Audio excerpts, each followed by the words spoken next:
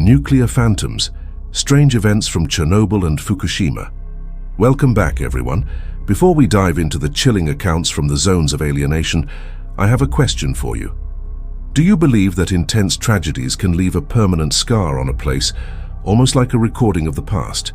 Let me know your thoughts down in the comments, and while you're down there, make sure to hit that subscribe button and ring the bell so you don't miss out on any of our dives into the unknown. Now, let's begin. The world has seen its share of catastrophes, moments in time that forever alter the course of history and leave an indelible mark on the human psyche. But among these, nuclear disasters hold a particularly chilling place. They are silent, invisible killers, their fallout contaminating not just the land but the very fabric of life for generations to come. The names Chernobyl and Fukushima are now synonymous with this type of unprecedented disaster. They are places of profound tragedy, of human error with devastating consequences. But beyond the science, beyond the statistics of radiation and death tolls, lie other stories. These are tales whispered by those who dared to venture back into the poisoned lands, stories that defy rational explanation. They are accounts of strange, unsettling, and often terrifying events that suggest something more than just radiation lingers in these exclusion zones. These are the stories of the nuclear phantoms. The Chernobyl disaster, which occurred on April 26, 1986 in the Ukrainian SSR, was a catastrophic nuclear accident that had far-reaching consequences. The explosion and subsequent fire at the number 4 reactor of the Chernobyl nuclear power plant released a massive amount of radioactive material into the atmosphere, contaminating large areas of Ukraine, Belarus, Russia, and beyond. The immediate aftermath was a scene of chaos and heroism, as firefighters and plant workers, who would become known as liquidators, battled to contain the inferno, many sacrificing their lives in the process. The nearby city of Pripyat, a once bustling hub built to house the plant's workers and their families, was evacuated, its residents forced to leave their entire lives behind in a matter of hours. They were told it would be temporary, a short-term precaution. They would never return. Pripyat became a ghost city overnight, a haunting monument to the disaster. The Chernobyl exclusion zone, an area of approximately 2,600 square kilometers, was established, a forbidden land deemed too dangerous for human habitation. But in the years that followed, as the initial shock subsided and the world tried to comprehend the scale of what had happened, strange reports began to emerge from the zone. These were not just stories of the physical effects of radiation, of mutated animals and poisoned forests. These were tales of something far more unsettling. People who entered the zone, from scientists to soldiers to the few locals who illegally returned to their homes, began to speak of eerie encounters, of things that could not be explained by radiation sickness or psychological trauma alone. One of the most enduring legends of Chernobyl is that of the Black Bird of Chernobyl. In the days leading up to the disaster, and even during the chaotic hours of the explosion itself, several workers at the power plant reported seeing a large, dark, winged creature with red, glowing eyes circling the skies above the facility. Some described it as being man-like, a terrifying hybrid of human and bird. The creature was said to be enormous, casting a shadow of dread over all who witnessed it. Those who saw it claimed to be plagued by nightmares and terrifying, harassing phone calls in the aftermath. The sightings were eerily similar to the infamous Mothman sightings in Point Pleasant, West Virginia in the 1960s, another case where a winged cryptid was said to be a harbinger of a coming disaster. Could the Black Bird of Chernobyl have been a similar omen, a warning of the catastrophic events that were about to unfold? Or was it something more, a creature drawn to the immense energy and tragedy of the impending meltdown? Whatever it was, the legend has persisted, a chilling addition to the already grim history of the disaster. Then there are the ghost stories. The Chernobyl exclusion zone is by its very nature a place of ghosts. The abandoned city of Pripyat is a particularly potent breeding ground for such tales. Visitors to the city, which is now a popular, albeit macabre, tourist destination, have reported a wide range of paranormal experiences. The sound of children's laughter has been heard echoing through the empty halls of a derelict kindergarten, a place where toys still lie scattered on the floor, left behind in the hasty evacuation. The ghostly figures of former residents have been seen wandering the deserted streets, forever trapped in the last moments of their normal lives. In the city's hospital, a place where many of the first victims of radiation sickness were brought, visitors have reported feeling an overwhelming sense of dread and have seen shadowy figures moving in the darkened corridors. The disembodied voices of doctors and nurses have been heard, still tending to their phantom patients. One particularly chilling account comes from a group of scientists who were working within the zone. They spoke of a specific recurring apparition, a lone firefighter, his face horribly disfigured, who would appear at the site of the ruined reactor. He would stand there silently for a few moments before vanishing. The scientists learned that one of the first firefighters to die at the scene had been horribly burned by radioactive steam. They came to believe that the apparition they were seeing was his ghost, forever bound to the place of his agonizing death. The stories are not confined to Pripyat. Throughout the exclusion zone, in the abandoned villages and the decaying forests, people have reported strange encounters. Soldiers patrolling the perimeter have spoken of seeing phantom headlights on roads that have been closed for decades, only for the lights to vanish into thin air. They have heard screams and whispers carried on the wind in places where no living soul should be. Some have even reported being touched by unseen hands, a cold, unsettling presence in the desolate landscape. The psychological impact of the disaster is, of course, a significant factor to consider. The trauma of the event, the fear of the invisible threat of radiation, and the profound sense of loss and displacement could certainly lead to heightened anxiety and a predisposition to interpreting unusual events as paranormal. The sheer emptiness and silence of the zone, punctuated by the creak of rusting metal and the whisper of the wind through broken windows, is enough to put anyone on edge. But the sheer volume and consistency of the reports from a wide variety of witnesses, from sober-minded scientists to hardened soldiers, make it difficult to dismiss all of them as mere products of overactive imaginations. The natural world within the zone has also taken on a strange and unsettling character. While the initial effects of the radiation were devastating, leading to the death of vast swathes of forest, which turned a ginger-brown color and earned the name the Red Forest, in the years that followed, nature began to reclaim the land in unexpected ways. With the absence of humans, wildlife has flourished. The zone is now home to thriving populations of wolves, bears, lynx, and other animals. But there are also reports of stranger things. Rumors have long circulated of mutated creatures, animals twisted into monstrous forms by the radiation. While many of these stories are likely exaggerated, fueled by a primal fear of the unknown, some unsettling accounts persist. There are tales of giant aggressive rats, of fish with grotesque deformities, and of spiders that spin unusually large and complex webs. One of the more bizarre stories to emerge from the Chernobyl zone is that of a strange gelatinous creature, almost amoeba-like in its form, that was said to have been discovered living in the sarcophagus that was hastily built to contain the remains of the No. 4 reactor.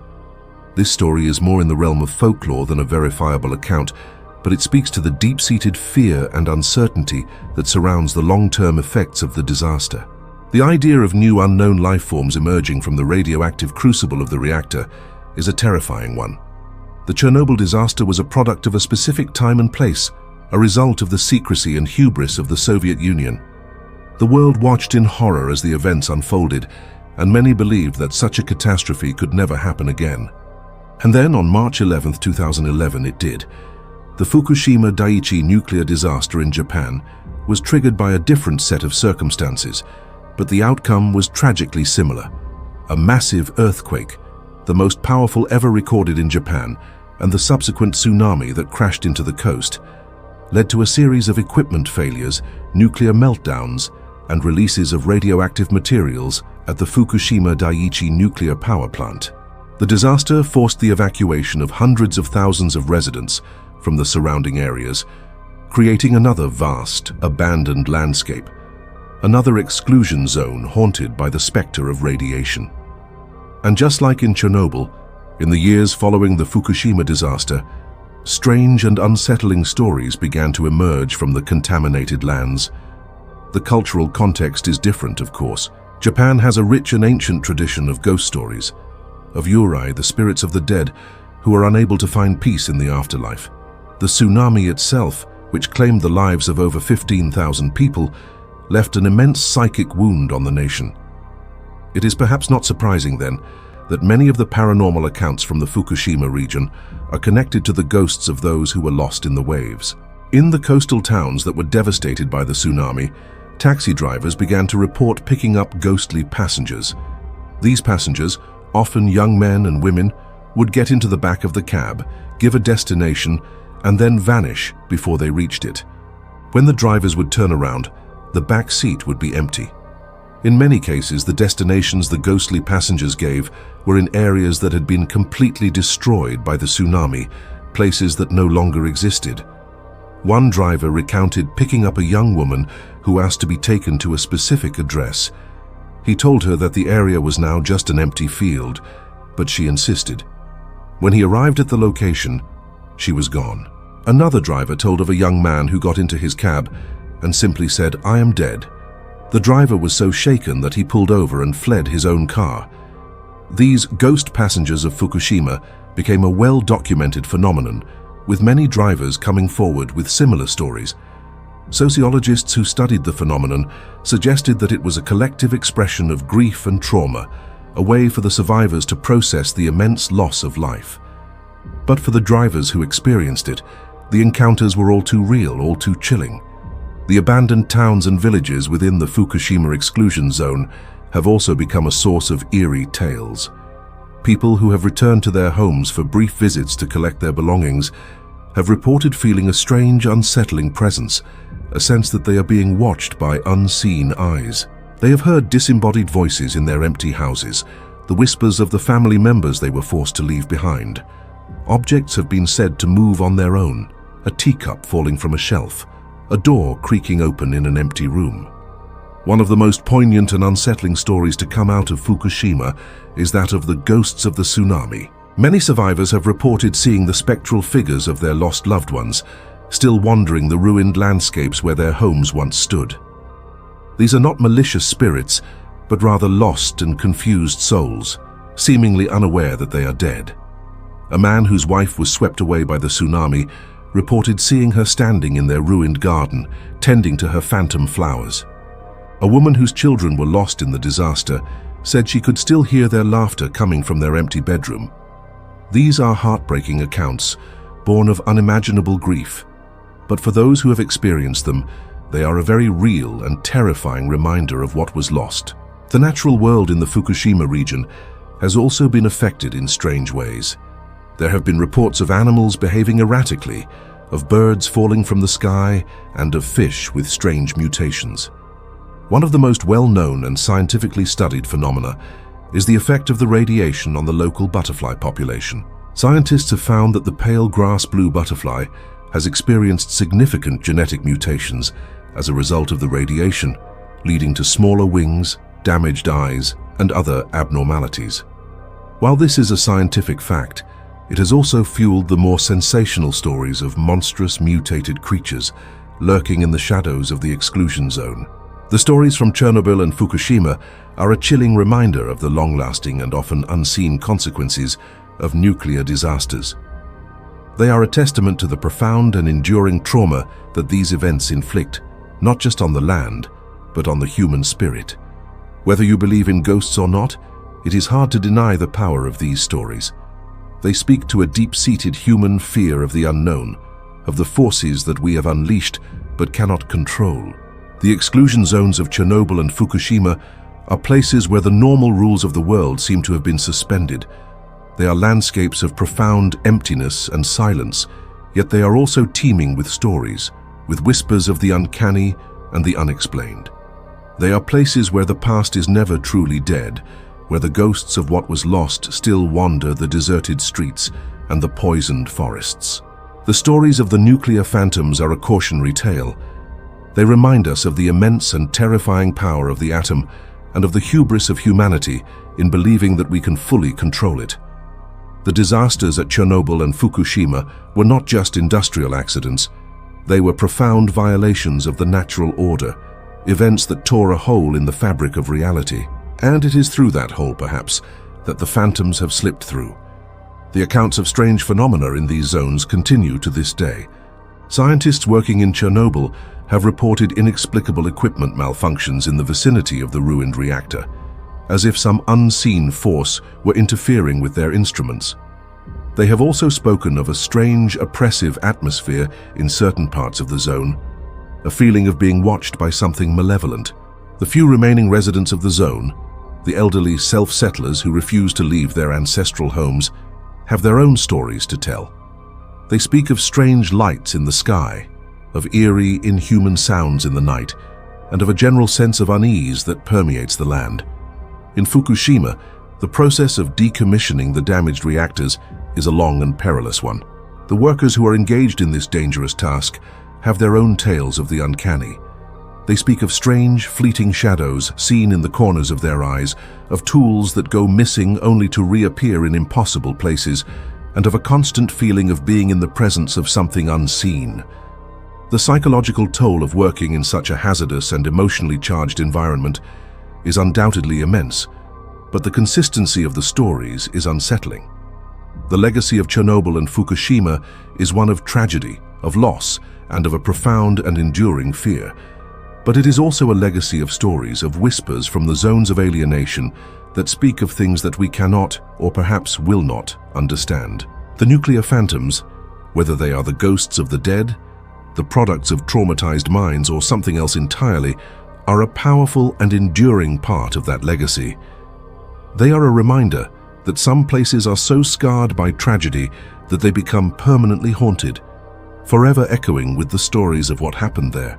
And as we continue to grapple with the awesome and terrifying power of the atom, the tales of the nuclear phantoms of Chernobyl and Fukushima will continue to serve as a chilling warning. They are a whisper from the void, a reminder of the ghosts we create when we play with fire that we cannot control. The abandoned schools of Pripyat are a particularly fertile ground for ghostly tales. Imagine walking through those silent halls, where textbooks lie open on desks and children's drawings still hang on the walls. It's a snapshot of a life that was abruptly cut short.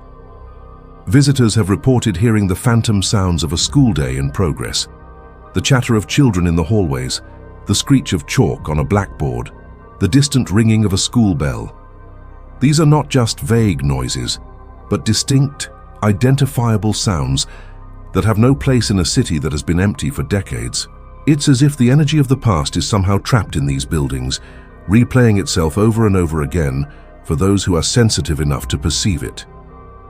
The famous Pripyat amusement park, with its iconic Ferris wheel that was never used, is another hotspot of paranormal activity. The park was scheduled to open on May 1st, 1986, just a few days after the disaster. The children of Pripyat never got to enjoy it. Now it stands as a rusting, silent monument to a future that was stolen. Visitors have reported seeing the ghostly figures of children riding the carousel, their laughter echoing eerily in the silence. The Ferris wheel has been said to move on its own, its empty cabins creaking as they make their slow, lonely journey through the sky. There is no wind to move it, no power to turn it. So what is it that sets it in motion?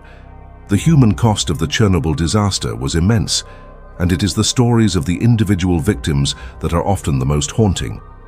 The liquidators, the brave men who were sent in to clean up the radioactive debris, suffered horrific deaths from radiation sickness. Many of them were buried in lead coffins to contain the radioactivity of their own bodies. It is said that the spirits of these men still linger in the zone, particularly around the site of the reactor. They are seen as shadowy figures, still engaged in their desperate, heroic work. Some have reported hearing their disembodied voices, calling out to each other in the darkness. In Fukushima, the stories of the ghosts are often tied to the specific circumstances of the tsunami. The disaster happened so quickly, with so little warning, that many people were simply unable to escape. They were going about their daily lives one moment, and the next they were gone. It is this sudden, violent, and unresolved nature of their deaths that is said to keep their spirits tethered to the earthly plane. They are the yurei, the ghosts of Japanese folklore, who are unable to move on because of a powerful emotion, be it anger, sadness, or a desire for revenge. In the case of the Fukushima ghosts, it is more often a sense of confusion and a longing for their lost loved ones. There is a story of a man who returned to his ruined home to find the ghostly figure of his elderly mother sitting at the kitchen table, as if she were waiting for him to come home from work. He spoke to her, and she replied, but her words were faint and distant, like an echo from another time. He reached out to touch her, but his hand passed right through her. He said that she did not seem to be in distress, but was simply there, in her home, where she had always been. It was as if she did not know that she was dead, that her home and her world had been destroyed. The stories from Chernobyl and Fukushima are not just ghost stories. They are stories about memory, about trauma, and about the enduring power of the human spirit. They are about the deep and lasting connection that we have to the places we call home, a connection that can sometimes transcend even death itself. They are also about our fear of the unknown, of the invisible forces that shape our world. Radiation is a silent, unseen killer, and it is this invisibility that makes it so terrifying. We cannot see it, we cannot hear it, we cannot touch it, but we know that it is there and that it has the power to destroy us. The ghosts of Chernobyl and Fukushima are in a way a physical manifestation of this invisible threat. They are the visible scars on a landscape that has been invisibly poisoned. The stories also raise profound questions about the nature of reality itself. Is it possible that a place can be so saturated with human emotion, with tragedy and with loss, that it becomes a kind of recording, a place where the past continues to play itself out in the present? Are the ghosts of Chernobyl and Fukushima simply the psychic echoes of the people who lived and died there? Or are they something more, something that we do not yet have the language or the science to understand?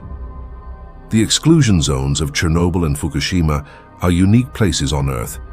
They are places where human civilization has been abruptly and violently halted, where nature is reclaiming what was once ours. They are places of profound silence and solitude, but they are also places that are filled with stories, with whispers of the past, and with the ghosts of what might have been.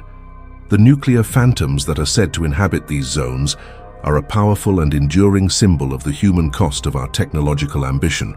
They are a reminder that when we tamper with the fundamental forces of nature, we risk unleashing not just physical destruction, but something far more intangible and far more terrifying. The tales from these poisoned lands will continue to be told, and they will continue to haunt us, a chilling reminder of the price of our progress. And as we stand on the precipice of a future that is increasingly defined by our relationship with technology, the stories of the nuclear phantoms of Chernobyl and Fukushima are a warning that we would do well to heed. They are a whisper from the zones of alienation, a voice from the other side of the veil telling us that some doors once opened can never be closed again. The sheer scale of the Chernobyl disaster is difficult to comprehend. The initial explosion released a plume of radioactive material that was 400 times more powerful than the atomic bomb dropped on Hiroshima. This radioactive cloud drifted over large parts of Europe, contaminating land, water, and food supplies. The long-term health effects of this contamination are still being studied, but it is estimated that thousands, if not tens of thousands of people have died or will die from cancers and other radiation-related illnesses. The disaster had a profound impact on the environment as well. The Red Forest is the most famous example of this, but the entire ecosystem of the region was affected. Rivers and lakes were contaminated, and the soil in many areas will remain radioactive for centuries to come. The Fukushima disaster, while different in its cause, had similarly devastating consequences. The release of radioactive material into the Pacific Ocean was the largest single release of its kind in history. This has had a significant impact on marine life, and there are ongoing concerns about the safety of seafood from the region. The cleanup and decommissioning of the Fukushima Daiichi plant is a monumental task that will take decades, if not centuries, to complete. The cost of the disaster, both in financial and in human terms, is staggering. It is against this backdrop of immense and ongoing tragedy that the stories of the nuclear phantoms must be understood. They are not just campfire tales, but are deeply rooted in the real-life experiences of the people who have been affected by these disasters. The stories are a way of giving voice to the voiceless, of remembering the dead, and of trying to make sense of a world that has been turned upside down. In Chernobyl, The stories of the blackbird and the other strange creatures that are said to inhabit the zone can be seen as a kind of modern folklore, a way of personifying the invisible threat of radiation. The creature is a monster, a harbinger of doom, a physical manifestation of the fear and anxiety that permeates the land. It is a way of giving a face to the faceless terror of nuclear contamination. The ghost stories of Pripyat and the other abandoned villages are a more direct expression of the human cost of the disaster. They are stories of loss, of displacement, and of a longing for a past that can never be reclaimed. The ghostly figures of the former residents are a constant reminder of the lives that were shattered by the explosion at the reactor. They are the eternal inhabitants of a city that is frozen in time, a city that is forever. 1986. In Fukushima, the stories of the ghost passengers and the other Yurei are a powerful expression of the collective grief of a nation. The tsunami was a national trauma, and the stories of the ghosts are a way of processing that trauma. They are a way of acknowledging the presence of the dead among the living, of keeping their memory alive, and of trying to find some meaning in a senseless tragedy. The stories from Chernobyl and Fukushima are also a powerful indictment of the failures of technology and of human hubris. They are a reminder that our control over the natural world is an illusion, and that there are forces that we cannot hope to contain.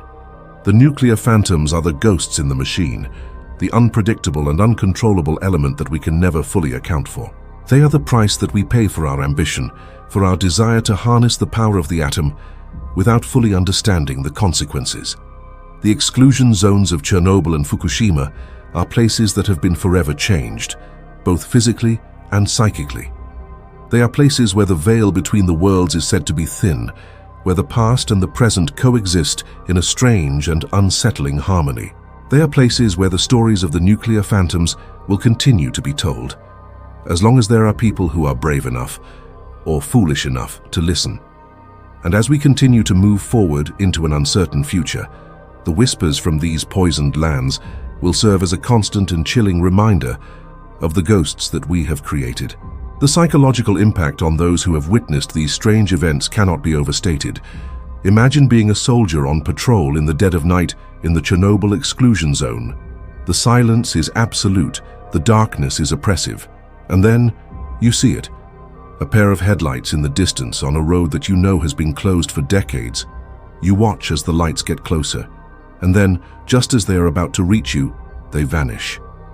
Or imagine being a taxi driver in a tsunami-ravaged town in Fukushima.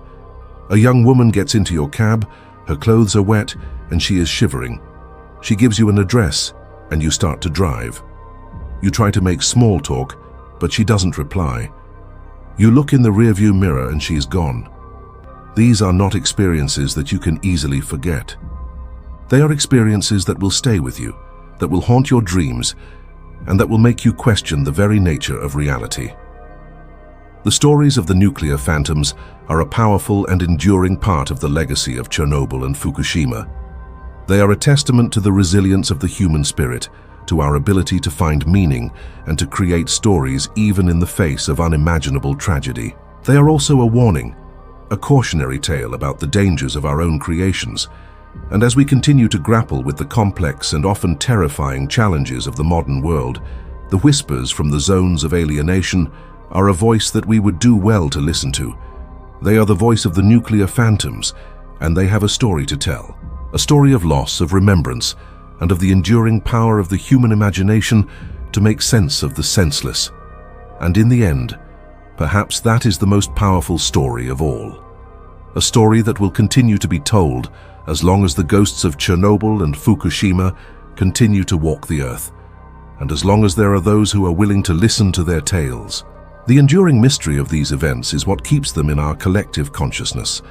The lack of concrete, scientific explanations for many of these reported phenomena allows for speculation and fear to grow. In the case of Chernobyl, the Soviet Union's initial secrecy and denial of the extent of the disaster created a breeding ground for mistrust and conspiracy theories. This atmosphere of uncertainty made it easier for stories of strange and supernatural events to take root and spread. People were more willing to believe in the unbelievable because the official explanations were so often found to be lacking or outright false. The blackbird of Chernobyl, for example, can be seen as a symbol of the dark, hidden truths of the disaster, a terrifying omen that the authorities were trying to conceal. The landscape of the exclusion zones itself contributes to the sense of mystery and dread. The decaying, abandoned buildings, the overgrown and mutated nature, the profound and unnatural silence, all of these elements create an atmosphere that is ripe for a haunting. When you are in a place like Pripyat, surrounded by the remnants of a lost world, your mind is more susceptible to seeing patterns and hearing voices in the static. The human brain is hardwired to find meaning and intention, even in random sensory input. So is it any surprise that people in these profoundly unsettling environments have experiences that they interpret as paranormal? The stories from Fukushima, while emerging from a different cultural context, share this element of mystery. The sheer, overwhelming power of the tsunami was something that defied easy comprehension. It was a force of nature that was both awesome and terrifying. The ghost stories that emerged in its wake can be seen as a way of trying to grapple with the scale of the destruction and the randomness of fate. Why did some people survive while others perished? Where did the souls of the dead go? The stories of the Yurei provide a kind of answer, a way of giving a place to the lost and of maintaining a connection with them. The ghostly taxi passengers are not just spooky apparitions. They are a manifestation of the collective need to believe that the dead are still with us, that they have not simply vanished without a trace. The scientific community, for the most part, has been reluctant to engage with these paranormal accounts, and for good reason. The scientific method relies on testable hypotheses and verifiable evidence, and ghost stories, by their very nature, are difficult to study in a rigorous way. However, there have been some attempts to provide rational explanations for some of the phenomena. For example, some have suggested that the strange lights seen in the sky over Chernobyl could be caused by the ionization of the air due to the high levels of radiation. The eerie sounds could be the result of the wind whistling through the decaying structures, or the strange calls of the mutated wildlife. The feeling of being watched could be a symptom of infrasound, low-frequency sound waves that are below the threshold of human hearing, but can still have a physiological and psychological effect, causing feelings of anxiety, dread, and even hallucinations. While these rational explanations are certainly plausible, they do not fully account for the richness and complexity of the stories. They do not explain the specific, detailed accounts of encounters with ghostly figures, or the coherent, if brief, conversations with the ghost passengers of Fukushima. They do not explain the emotional weight of these experiences, the profound impact that they have on the people who have them. The stories of the nuclear phantoms exist in a space between fact and folklore, between science and superstition, and it is this ambiguity, this resistance to easy explanation, that makes them so compelling. The stories also serve as a kind of cultural memory, a way of ensuring that the tragedies of Chernobyl and Fukushima are not forgotten. The official histories, the scientific reports, the government inquiries, all of these are important, but they can only tell part of the story. They cannot capture the human experience of these disasters, the fear, the grief, the sense of profound and permanent loss. The ghost stories, in their own way, do a better job of this. They are the unofficial history, the people's history of these events. They are the stories that are told in hushed tones, around campfires and in dimly lit bars, the stories that are passed down from one generation to the next. They are the stories that keep the memory of the dead alive, and that remind us of the terrible price of our mistakes. The exclusion zones of Chernobyl and Fukushima are now, in a strange way, becoming tourist destinations. People are drawn to these places for a variety of reasons. For the thrill of adventure, for the opportunity to take unique photographs, for a morbid curiosity about the darker side of human history. And as more and more people visit these zones, the stories of the nuclear phantoms will continue to evolve and to spread. New stories will be told, new legends will be born, and the ghosts of Chernobyl and Fukushima will continue to haunt our collective imagination, a chilling and enduring reminder of the day the world changed forever. They are a testament to the fact that some places and some memories are so deeply scarred that they can never truly be cleansed. And in the silence of these abandoned lands, if you listen carefully, you can still hear their whispers. You can still feel their presence. You can still sense the cold, lingering touch of the nuclear phantoms.